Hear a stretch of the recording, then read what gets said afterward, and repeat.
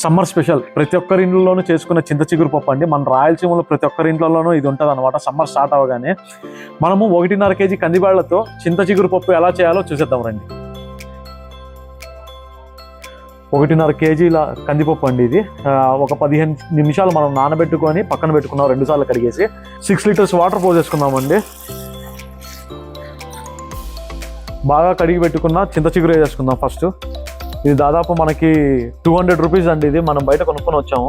చింత చిగురు పప్పులో స్టార్ ఐటమ్ అనమాట గంజిరాక్ అనేది. ఇది కంపల్సరీ వేసుకోవాలి. ఇది వేసుకుంటే చాలా బాగా వస్తుంది అనమాట.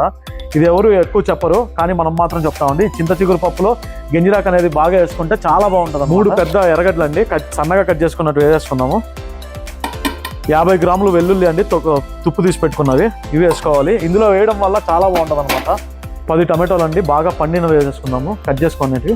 ఎండుమిరపకాయలు అండి, దాదాపు మనకి ఒక 200 గ్రామ్స్ పడుతుంది.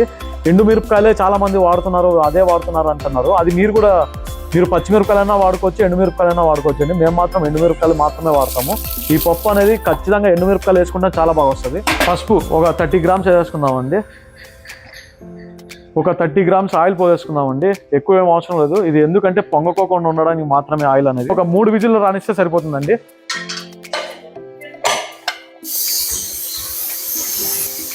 ఇప్పుడు విజిల్ తీసి ఎనుపుకుందామండి. బాగా మెదిగేలాగా మనం బాగా మెదుపుకోవాలి. ఇదిగోండి, మనం ఐటమ్స్ అన్ని ఇక్కడే పెట్టుకున్నాం. ప్రతి ఒక్కటి కొలతల్లో చెప్తున్నాము. 250 గ్రామ్స్ ఆయిల్ పోసేసుకుందామండి.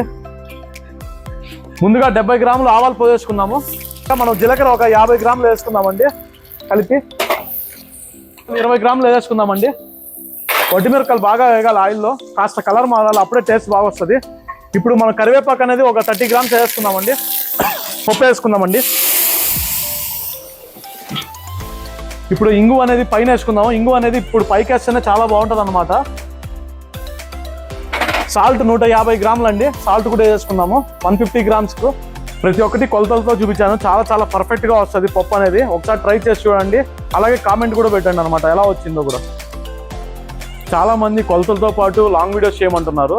అలాగే చేస్తానండి. ఈ మండే నుంచి మీకు అవైలబుల్ ఉంటుంది. మనకి యూట్యూబ్ ఛానల్ కూడా ఉంది. మీరు లాంగ్ వీడియోస్ కావాలంటే యూట్యూబ్ ఛానల్లో చూడండి. మనది SKR Telugu vlogs, SKR Telugu vlogs అండి.